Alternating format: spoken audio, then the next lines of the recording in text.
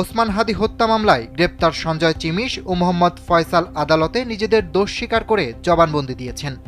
আমরা রাতে 10টা থেকে একটি অপারেশন পরিচালনা করি। পরিত্যক্ত বিল্ডিং, যেটা তেলেগু কলোনি আছে, তেলেগু কলোনির পাশে দুটি পরিত্যক্ত বিল্ডিং, একটি বিদেশি পিস্তল উদ্ধার করি।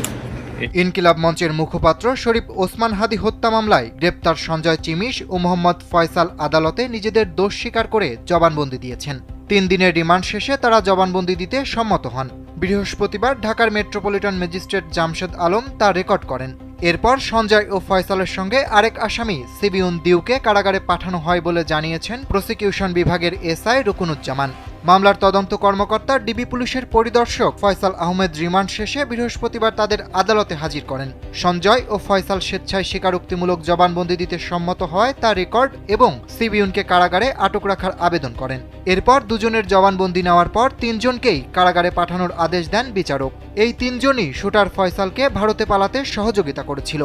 এর আগে গেল 12 ডিসেম্বর ঢাকার বিজয়নগর এলাকায় হামলার শিকার হন ওসমান হাদি। চলন্ত রিকশায় থাকা হাদিকে গুলি করেন চলন্ত মোটরসাইকেলের পেছনে বসে থাকা আততায়ী। গুলিটি লাগে হাদির মাথায়।